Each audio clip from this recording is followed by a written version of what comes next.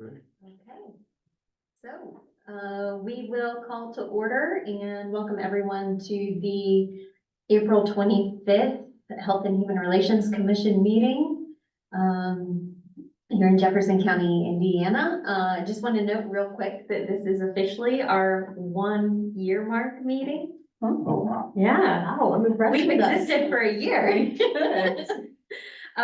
So I just wanted to point that out as kind of a milestone for us. Keep it up, everybody. And so as we kind of move on to agenda item 2, which is approval of minutes from our previous meeting, I'm going to move to approve the minutes that DJ sent out from our last meeting. I'll second that. It can be second. And so that is approval.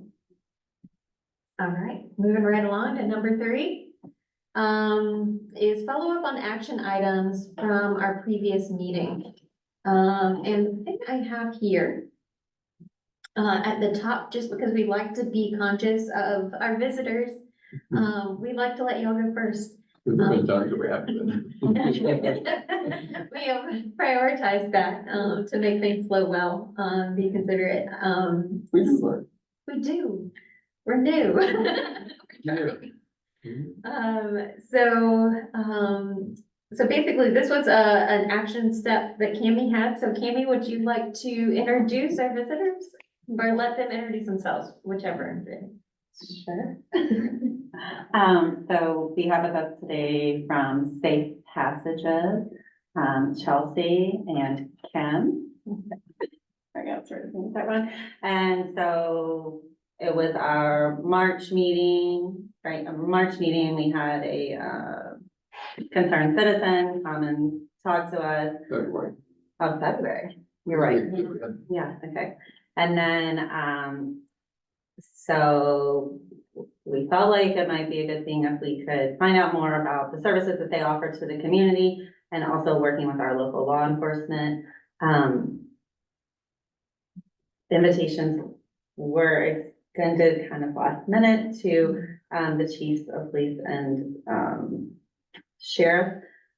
So I didn't get a response from them, but also I don't know, like I could just go into their junk folders, you know, like I'm not in there as those folks. So, but the sheriff was here at the last meeting, and so he definitely sounded like he would like to work with them and possibly host a training for both Hanover, Madison, and Jefferson County departments. So, nothing said. Hand it over to you guys. Yeah, so thanks for having us. I'm Kim with Safe Passage. I've been there 10 years.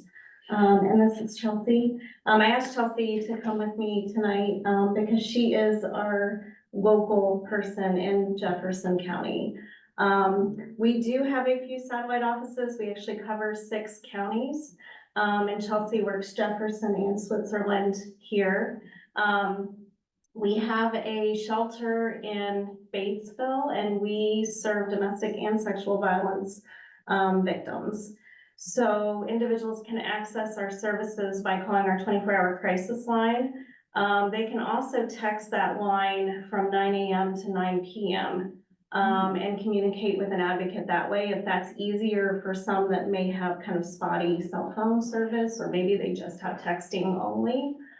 Is another way to access our services. We don't have a large shelter. We have 6 rooms, but we do have up to 20 beds in that facility. It does have security, locked doors, cameras. You know, we work with our local police department kind of in that location. We provide what we call, which is what Chelsea does, mobile advocacy services. So if someone does not want to come to shelter, or maybe doesn't need to, but still wants to access domestic violence or sexual violence services, they can do that through our community-based kind of mobile advocacy services. So basically they can receive all of the same services as the services that we offer in the shelter. They're just in the community. So that does include education. It can include support groups, protective order filing assistance, court accompaniment, just anything, emotional support, wellness programming, anything that they might need to move forward. All of our services are voluntary and free of charge. So there is no cost for any of the services that we provide. We do also provide hospital accompaniment. So here in York County, there is a SANE nurse available. So if a sexual assault survivor were to present in the emergency room, they would offer them an advocate. And we have 2 tiers of on-call that respond 24 hours a day. And so an advocate would respond to the hospital and be with that individual should they request that and want our presence and support. And while we're there, we are going to offer services and assess the need for maybe shelter if they don't have a safe place to go. Again, we serve 6 counties, so we actually have 3 hospitals in our region, and we provide hospital accompaniment at all of our hospital locations through that on-call program. Something that I think maybe, people don't realize or know is that we will provide transportation. So if they call our hotline, they are in need of shelter and they have no safe way to get to shelter. That is also the purpose of on-call. We will send an advocate out to pick them up and transport them. Many of our staff, 6 counties, large region, it's about an hour drive time. I mean, as you can imagine, we cover from the far end of Franklin County all the way to the far end of Jefferson. So that it's very large kind of geographic area. But most of our staff live within an hour radius of kind of every point within our service region that we serve. So it might take us an hour to get there. We will not go directly to the home, obviously, if it's kind of an active domestic and it's not safe. We won't go there, but we would coordinate with law enforcement, for example, or if they can get to a public location, we would pick them up. We've picked people up at restaurants, doctors' offices, gas stations. They just have to kind of get to a public location and we would pick them up and transport them to shelter.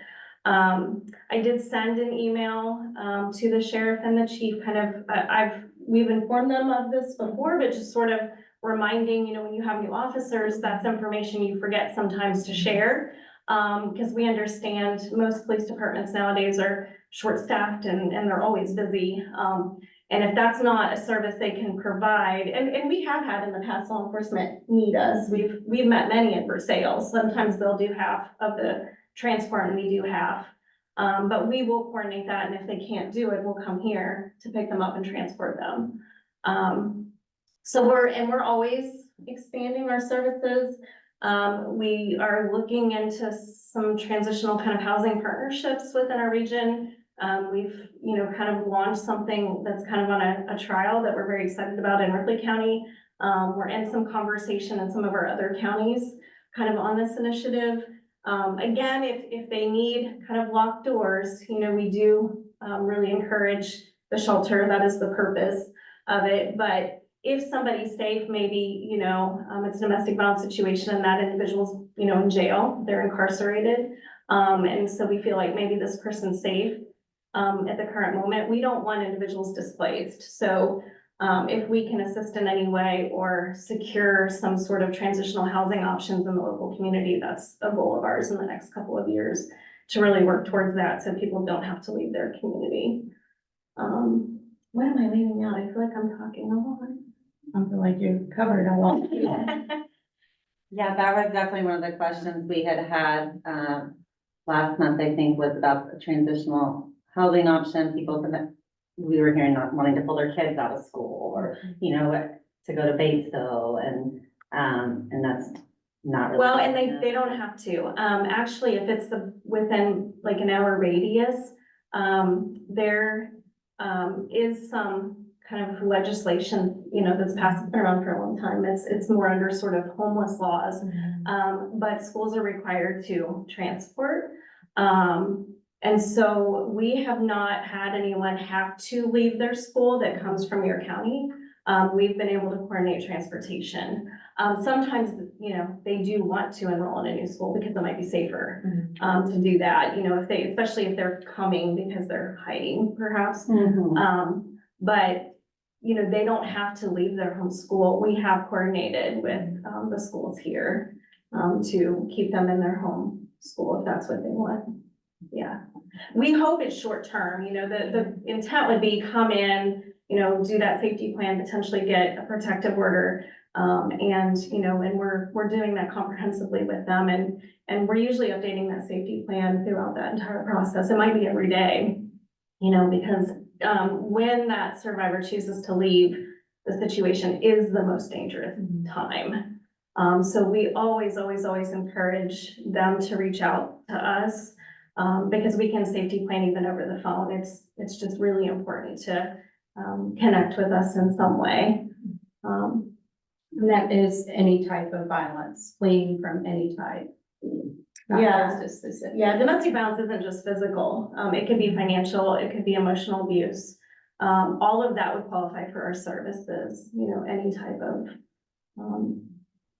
anything. That domestic violence is a large spectrum. So we offer trainings to organizations in the community. So if anyone wants training, we can do specifically just domestic violence. We can do both domestic violence and sexual violence. So we can offer any kind of training or just even an in-service to come in and do what we're doing tonight and just talk about the services available and how to access them. So. As experts in your field and having a really intimate knowledge with this topic in our community and surrounding communities, are there things that other communities are doing that we could do better, or resources that we don't quite have yet that would really help in specific issues that y'all face in this work? I mean, in general, we are facing all across the United States a housing shortage, housing crisis. So, even if they do need to come in, housing's getting more difficult to secure.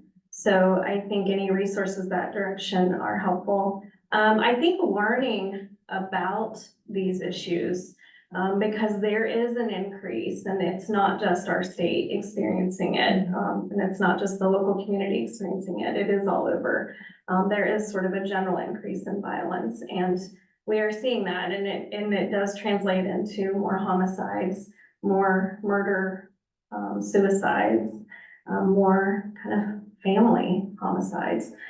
So it's incredibly concerning to us. And again, that's why we really want to connect with anyone that is concerned for their safety, so that we can kind of walk alongside them in that whole process. In our last meeting, Sheriff Flint came in and talked to us a bit about this topic and basically told us that about a third of their nightly calls are related to domestic violence. And the way that y'all work and collaborate with law enforcement, are there any things that you think would be specifically helpful in that field? Because I know that he mentioned there being challenges and how training is necessary, and even with training, there's still challenges in kind of making that transition from someone being in a not safe space to feeling safe to leave even. So I'll stop talking and let y'all talk about that. Yeah, definitely. There's challenges. I'm not surprised by the numbers or that is, an issue that they're responding to every night. Potentially, there's, I think, a lot of barriers. So I think the more individuals understand, it's not as simple as deciding to leave and they leave for good. They used to say it takes an average of 7 times before someone will leave that relationship permanently. Now it's more like 9 to 11 times before they'll leave. And again, there's a lot of reasons for that. But also when you look at trauma, oftentimes substance abuse goes hand in hand with that. And that can make it difficult to keep yourself safe or make certain decisions or even follow a safety plan when you do work with someone if substance abuse is also part of that, that household. So I think there's just a lot of difficulties and barriers, but most importantly, I think we want them to know that we're here. We don't judge. Even if someone comes in and says, I'm just not sure I'm ready. I think I want to go back and see if I can make this work. We're like, great, just do it with a safety plan. Please take our number, you know we're here. If it doesn't work out, then call us again, because we want to be here for you. We want everyone safe. So we also kind of address a whole spectrum of violence. We don't really isolate things. So just really understanding that domestic violence also encompasses, sexual violence sometimes.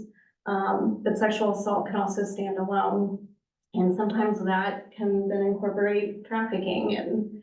And so we definitely really look at that whole spectrum and try and evaluate for all of it to make sure we're not missing something, and that someone is receiving the services that they need, and also the medical care they may need, and we kind of try and address all life areas, which also includes then housing, employment, and we don't really have a timeline for services. Someone can be a client as long as they want. They can't stay in shelter forever. There's sort of an end time on that, but that's why there's kind of that fluid transition from shelter into our mobile advocacy and vice versa. So they can receive services as long as they desire them. One question that does come up is animals, pets. And we accept emotional support, any emotional support, assistance, or service animal in shelter. The barrier sometimes we run into is that they are smaller rooms, and there's times we have adults sharing rooms. So if someone calls and says, I have 2 emotional support dogs, sure, bring them in. If they say I have 10 or 15, they won't fit into a small bedroom, especially when they probably have a roommate in there with them. So that, sometimes we have barriers in terms of the number. We don't have really an outdoor space to house them or kennels. And so we have worked in the past with our local shelter. They've accepted some pets for us. And then the individual's been able to go get them after they've secured housing. But sometimes they're full, so sometimes that's a barrier. We've also, received calls where people have had farm animals. We have no ability to, they're like, we have horses and, goats, and I'm like, we just can't, we have no way to take care of them. So we recognize the issue and the barrier, we just don't completely have a solution. But a small number of emotional support service or assistance animals can enter shelter, and it doesn't matter what type. So, I'm not really a snake person, but if it's a snake, it's a snake. Just keep it in a cage, So we've had some interesting ones kind of come in, but if that's your emotional support animal, that's fine. So. In our conversation, That mouse is really. you never. I've not had one, but I know shelters that had one shelter had a family of rats. Yeah.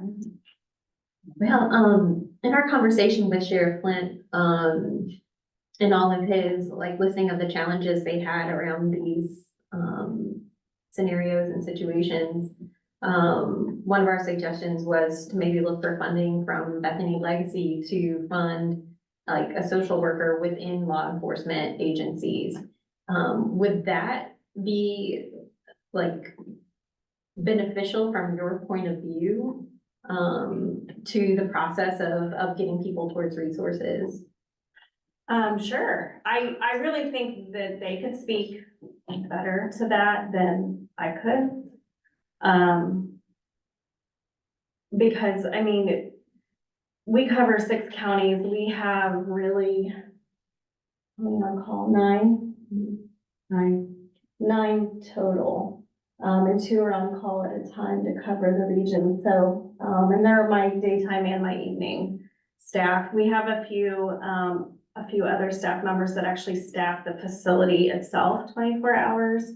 And then we also have our prevention team. They're our team that goes into all of our schools and does prevention programming. So, but in terms of direct service, we definitely do what we can, but we couldn't staff a police department full time currently. That would definitely have to be an additional staff member added.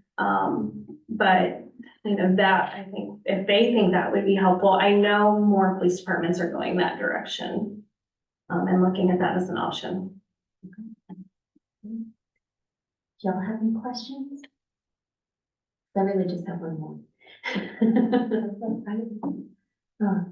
Well, we as a committee kind of exist to basically try to help assess where need is and, you know, how can our community like support each other in both health and human relations. So is there anything that we could help y'all with? And I know awareness is one of the things we've talked about. Are there any kind of like tasks or like, I don't know, laid out things that you already know about that we don't have to come up with on the spot to actually like help or raise awareness about or anything like that? Is there anything we can do as a committee? I mean, I think just continuing to raise awareness. I do think it's difficult. We try and really be creative about getting our information out there. One of the questions we ask when individuals call the help hotline is, how did you learn about us? We do review that annually, and that helps us decide like what is working to get our information out there and what's not working. It is really hard with individuals who are incredibly rural and incredibly isolated. If they don't have transportation, if they live way out in the country, if they don't get to have a lot of contacts with friends or family, it's really difficult for them to access services. So I just think the more individual, you know, they may only get to go to their doctor's appointment. They may only get to go, they may only go to probation. They may only, you know, they may have just these little appointments every few months they get to attend, and that's kind of that window of opportunity for us to get involved. So the more you can share about us, you know, the better it is overall for the community. So we had a link on the county's website, but it was a little buried. Not so much now, we pulled it out, put it under a community resource tab, Okay, trying to get great. it out more. Yeah, And then the training side, one of the, I guess you'd call it a plus, it is a plus, in the new jail, there's a big training room. And so Sheriff Clinton was more than happy to offer that up to bring in training, but also to place for the other departments to come together and so we can kind of coordinate that. yeah, that would be great. And so, Yeah, and even if there's way to like make it annual so that as new officers are hired, if you already have like a planned time to come back, because that's I think where sometimes we get off track is that there's a lot of shifting of jobs and then the process just needs to be built into it. So, and maybe with shifts and stuff like that, that it is maybe twice a year or something, so that other shift can get their training, and that way you kind of keep it going, but Yeah, that's up we've for you guys to decide what would work best. I mean, one thing we do understand being 24/7 is 3 shift, you know. Right. So we've done late night trainings, we've done early mornings. A lot of departments have an internal trainer, so we have found that they do their own training, and if that's the case, that's fine. It's just helpful for us still to come in and review services, because again, new officers won't know that we can help transport. You know, they won't know some of the services available. They won't know maybe that they can call and dispatch us and we'll meet a survivor at the hospital and be with them through an exam. They just won't know some of those pieces because there's just so much to cover. So yeah, I mean, anything you can do that will help us get the information out there. Are there any emergency housing options here in our county? No. Okay. Maybe that's another, sorry, that's gonna be a little back to the other topic, but that may be another group, are the 911 dispatchers. To know Yes. that these options are available. And, so, Yeah, one of the things we do cover, you know, at least generally, is strangulation. It is definitely tied to risk and possible homicide, and we do see it in both sexual assault and domestic violence. So that's helpful, you know, especially for 911 operators to have that, because if you get a call and that individual's like gasping for air, you may have a strangulation victim and not know that unless you've had some training. So that is information that we cover when we do provide training.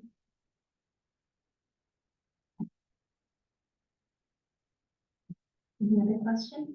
I guess I'm a little bit curious about, in terms of how emergency housing options are sought. Is that a thing that, like, you look at places like apartment complexes and try and arrange for there to be an option available? Or I guess, are you specifically There's like, do you different buy a ways. house and then try to manage that, or? Yeah, there's, obviously there's shelters, which is funny because most shelters are houses that were, the whole movement started back in the 70s, and it was truly kind of a grassroots movement when domestic violence shelters have opened. And so a lot of the shelters that still exist in Indiana are remodeled homes, per se. So there's that piece. There is transitional housing, and that's, there's, I think, separate grants you would apply for, kind of specifically for that, and they have sort of different categories within that transitional housing. But some things we're trying to do more is like specific partnerships with landlords, for example, or what we're trying right now is, Encompass has transitional housing. And so we're trying to do a partnership with them where some of their units have added security, and they're kind of set aside for clients that we work with. And that's really a great assist because it's a wraparound kind of service model where they're providing services and we are as well. And so someone can really have just that extra support when they first transition out of our facility. So there's several different kinds of models. So if you identify a community member interested in having that conversation, we have had one approach us kind of in the last week, actually, and we've not had that opportunity to kind of schedule that first appointment to start some conversation about what that vision could look like. But if there was anyone interested, please direct them to me. I'm not the housing specialist. We have one at the agency. I will connect them to the right person, but we are very open to kind of those conversations. With safety being the very first priority. Sometimes it's not safe to go even into an alternative housing if it's still local. So that would always be the first consideration that we evaluate with the survivor. And whenever, like if I were talking to someone about this, I guess, how long of periods of time are generally sought for arrangements with individuals, or is this like a new permanent residence that you're trying to identify for one of your clients? I think that would depend on Their needs? and the arrangement we set up with. So the current, housing services that we're kind of starting, and this is literally brand new. We're looking at approximately a year. So they could transition, live there for a year, and during that year, we're helping them find even more permanent stability. So that's kind of that particular vision, but that's not, I don't think there is one right or wrong. I think each community is different, and so based on the needs of that community and the resources available, we would adapt to the needs. Let me make sure we got Kim's contact. I reached out to Chelsea initially, so that we get that in our. Yeah, because I'll probably direct you. Direct, she wasn't talking about that over there, but that's the first thing for us to contact her. And would it be helpful to have like name spellings, like first and last for you, do you think? Yes, I just have first names. Do you mind if I include your last names in our minute? Right, Chelsea, and it's spelled S-I-E? Yes, that's Okay. right. And then Markham, M-A-R-C-U-M. Right. And we can. It's Bowman and it's B-O-H-M-A-N. All right. Got those. All right. Any other final questions? Really great info. And we have, resources here. Dave will send these out with you to go to all the trash pickups. Won't last long.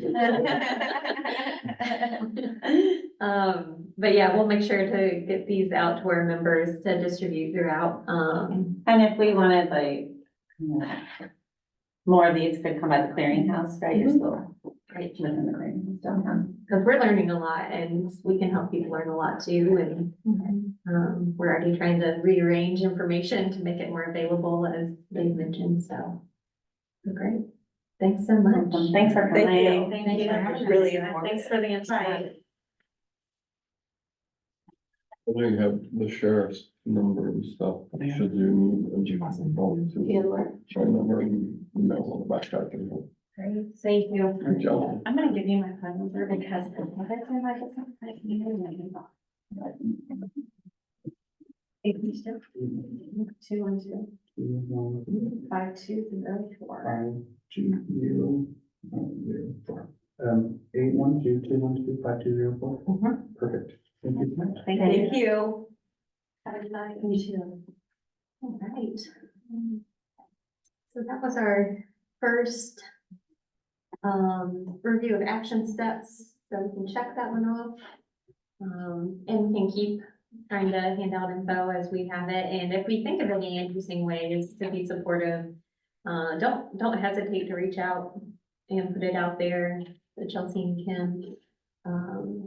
Or if we as a group want to do something, we can bring that up in future meetings, so. All right, so the next thing I had on our action steps is for us to continue sharing the application for the HRC. I haven't gotten any more submissions yet.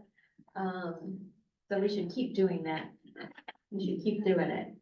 All right, and I think that was mainly it. Did anybody have anything that they just had on their own personal list that they wanted to bring up from past, action steps or past meetings? Their email address, hhrc@jeffersoncounty.in.gov, so we'll get that. Once we get started, update the form, put that on, Okay. and put all the people some emails and come in and have to go to your personal email. What, so who will have access to that? Well, initially I will, but everyone will, through this authenticator can get, because there's a dual Dual, multi-factor authentication is required. we'll have to get We can that. texted and. Yeah. Put codes in. Yeah. Yes. Okay, so let us know what we need to do Yeah. to do that. Get started, put it on the form and then get that. We'll send it out there. Great. All right. Any other items? Or did you want to repeat that email address so we can put it in the minutes more? Yeah. Just hhrc@jeffersoncounty.in.gov. At jeffersoncounty.in.gov. Yes. I'm terrible at writing down email addresses in the moment, so. All right. I think I got it. Excellent. All right. So number 4 is, time for agenda items submitted online, which we did not get any. So we'll move to number 5, which is time for public input, which we have. Pretty no- quiet tonight. What is involved? There must be something else going on tonight. And anything for your public input? The next thing is commission members can offer new business. Is that what you need? Yeah. So I had received just an email from Laurel Wall, who's came and visited with us before about the sensory vehicle and all of that. There is this weekend, Saturday, from 10 a.m. till 1 p.m., the first annual Hanover Disability Resource and More Fair and Celebration out at Hanover Park. A lot of great things there, you know, people representing different services that are available to those in the community, with disabilities. There's gonna sensory activation vehicle be there, there'll be free lunch, dessert, chips and drinks, sensory giveaway items, support dog. You know, I think if anybody from the commission might be able to swing by or if something would be nice. I unfortunately can't, my daughter's running, the Derby half marathon on Saturday morning, so we'll be in. I'll be there. I'll take a picture too. I'll be there. Ah, okay. Cooking hot dogs. Really? All right. Yeah. Solid. What do you think? I won't be there because we're doing that cooking class at that same time, so, Okay. or I'll be setting up for it, but great, thanks for bringing it up. DJ, I can forward you the flyer if you wanna include it with the minutes when you send it out. Perfect. Cause I got it too. It's a really nice flyer. So yeah, if you get a chance to go for it, let us know how it is in the next meeting. Any other topics for new business?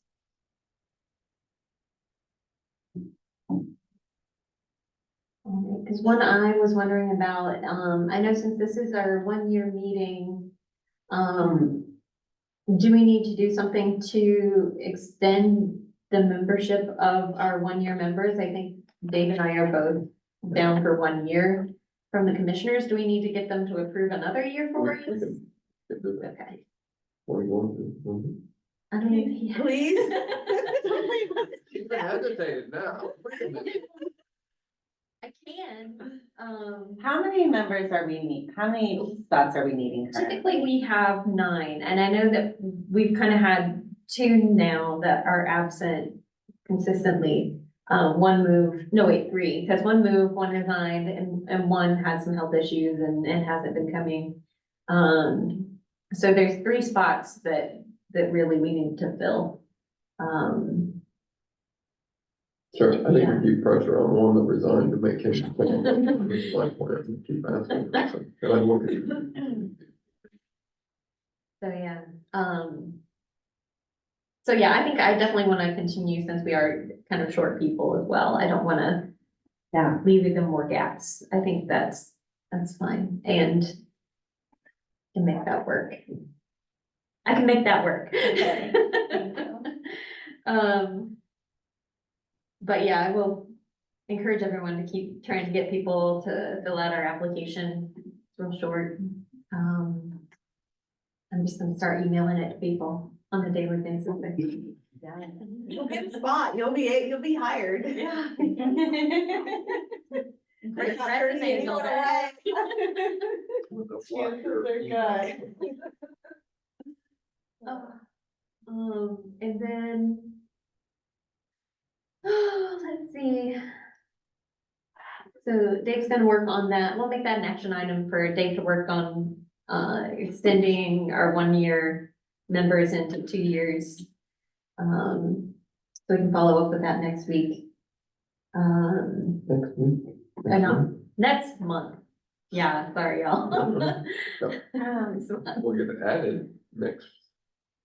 I We- did have one more thing Sure. maybe to bring up, because, we were doing back, I guess in the fall more so, we had kind of tried to make a presence and get word out about, the HHRC and going to some different events in town. And so, there's gonna be the first Pride, celebration day in Madison at the Linear Mansion in June. Right, so I thought it'd be nice, maybe if, talk, and I know a couple of people organizing that and be a table there or something, with some of the folks representing HHRC. I will look into it. Okay. I'll put that on my list. Okay. I have a flyer for that too, I could. I think I sent it on Facebook, Oh, yeah. but send it to DJ for, to send out with minutes as a reference for everyone. Yeah. I'm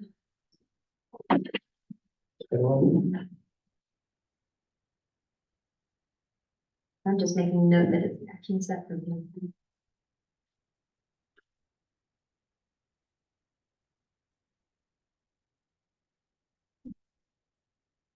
DJ is the new DJ Tony. I think this is the same that I was thinking of. Okay. So, um, Is this one that's on the?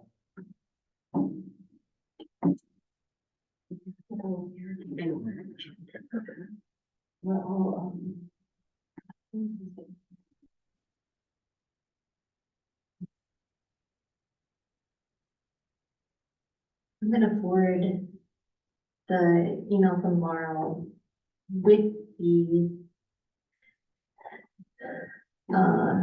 disability fair flyer for the minutes. So DJ, before I forget. Okay. Here it comes. I have one just really small inquiry. Mhm. On the form that we have, that is the application.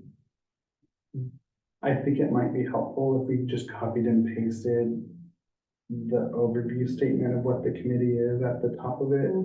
Cause I think whenever we send out the link, Mhm. there's not a direct way to comprehend what's going on unless we offer that. Or we could send them like a link to the HHRC page in addition to that, but that also might not be a thing that they'd actually click on that first go. Okay, I can do that too. That's there.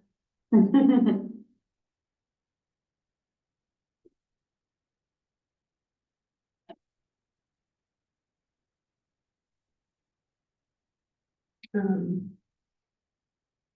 think one more thing that Kim had me thinking about when she was talking about the nationwide like housing shortage.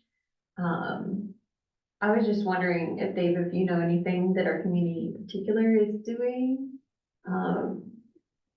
to like address that issue or try to kind of help with resources for people who are struggling with housing. I know I just saw a post in the kindness group today where somebody was like, well, We're going homeless. we're going homeless on the 8th of May. Oh, So we're selling all our stuff. And I was just like, oh my gosh. So do you know of any like new things or ideas that are going out there to kind of address some of those issues? So the new housing that's going in at, Sunrise Sunrise Crossing. I know Hanover is talking about another a subdivision with affordable housing, not one that's got, although prices keep going up, but anyway, a more affordable housing option. So, I mean,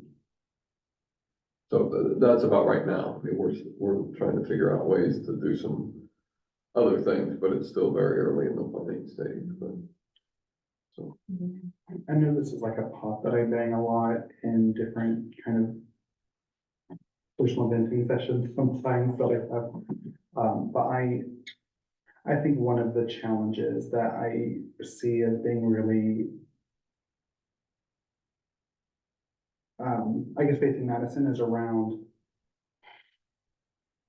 it seems like there's not opportunities for there to be starter homes because I'm imagining that like with the very successful Airbnb business that's generating a lot of money for folks, like I really have concerns about like Madison. There's gonna be some kind of demographic challenge at some point because I think that it's not an easy place for new professionals to find housing in or live in. And I just, in particular, the way that the housing market seems to be looking is just really frustrating to see.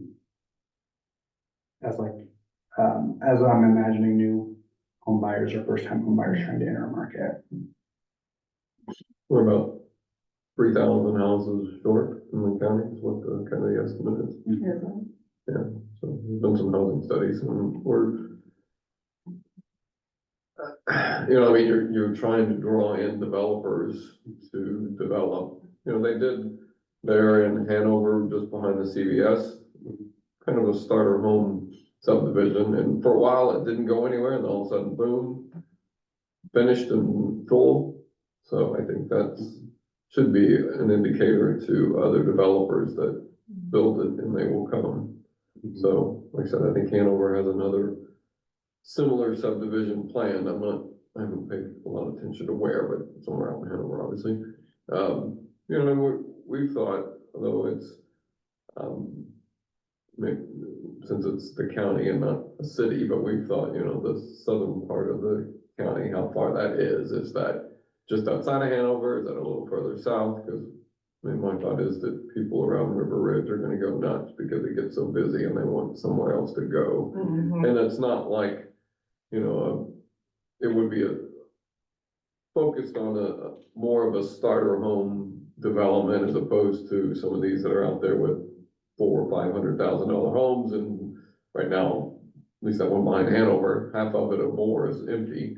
No one, the lots are sitting there, they've got a few houses there, but you know, that obviously I don't think it panned out the way, although he's dead now, but I don't think it panned out the way he was hoping. So we're looking at some of these other things, but you know, there's gonna have to be some infrastructure somewhere so we can do that development. Maybe not around Hanover or the city, so, you know, Madison, there was some options there already, so hopefully, Yeah, we just had a new hire in the office, and it's really interesting to see that, like, the only conversations that seem to be getting traction are ones that are through like a very personal invitation to, hey, I know this person and they're renovating this space that might be going on the market soon, and like, it's word of mouth. I am trying to imagine how would that look for a person that did not have a community of people helping them navigate that and giving them introductions. And that's just kind of scary to think about. so we're investigating a service that tries to encourage people to move in the area. And so there are some incentives, but they would also give them a resource to find housing and stuff. So not necessarily on the development side, but trying to give them that resource to help them navigate the real estate market here. So we're still a little bit further along than the other planning, but. Yeah. For the people who are like in the process of losing their housing, is there like additional supports that you're aware of that they could be directed to? I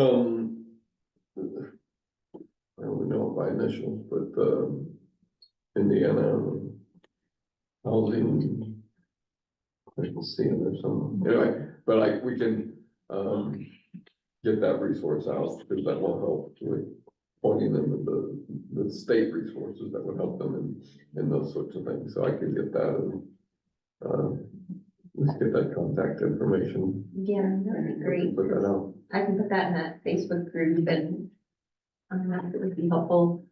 But just as kind of that we've proven today, like knowing what the resources are and what supports are there are half the battle. So that's what we talked about a lot, isn't just getting people in touch with those resources, because if they were to go to the state and look through the state website, they might find it and they might not, even though it's there. It's just hard to navigate a government website. Right.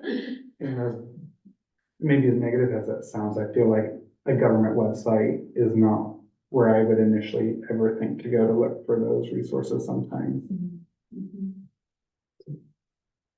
Bridge that gap.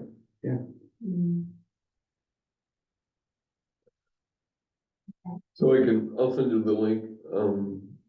I can also have Sarah put that link on our webpage. And if I get it out a little easier. Our webpage is gonna be full by the time next year. We have We another, are a resource, and that's what it will look like. that's part of what we were hoping to do. I know that like the River Valley resources kind of collection of community resources. I'm wondering if making just something like that would be also just a helpful starting place for people to begin to look for what's out there.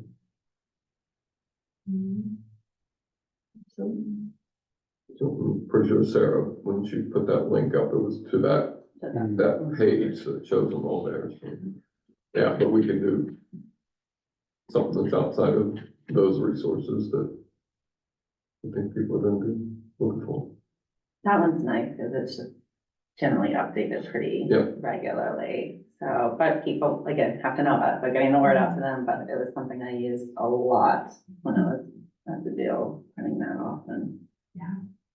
We're partnering with them for our cooking class, so. Yeah, Yeah, right. okay. Any other, new business? Anybody had any topics they want to put on our website?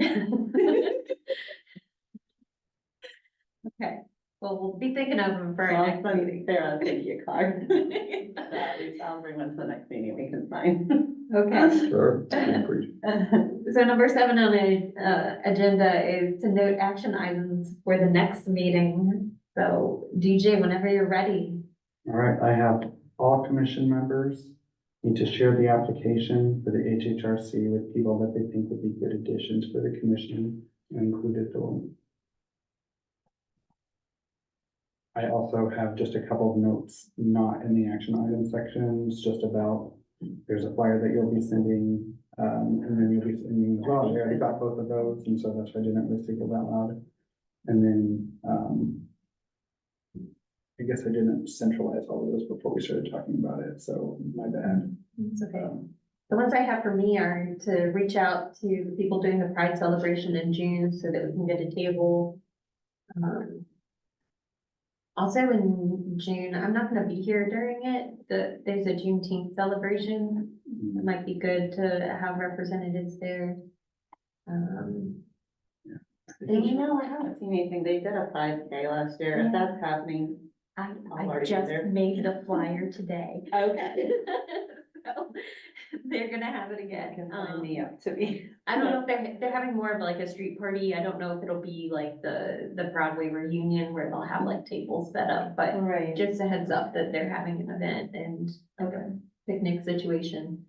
Well, this Texans and so right in Juneteenth. The whole- So cool.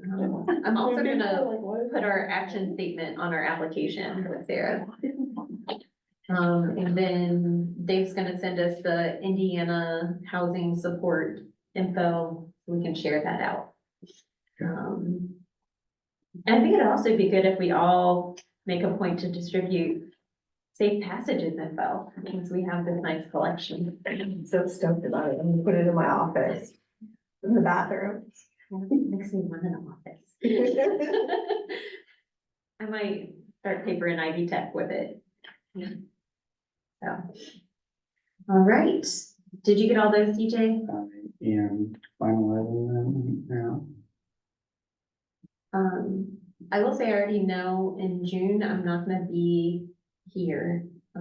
So I just wanted to confirm, Amanda, if you're good to run that meeting. Sure. We can talk about how to do it. It's really easy. Dave does most of the work. Yes. He has all the wires. Yep. Um, Wired up. But I just wanted to go ahead and note that because I will be not here. Our next meeting dates are May 30th, June 27th, and July 25th. So those months are happening soon. And then number 8, that's number 8. So number 9 is adjournment. So I'm gonna move to adjourn our meeting. I'll second that. Can't be seconds. All right.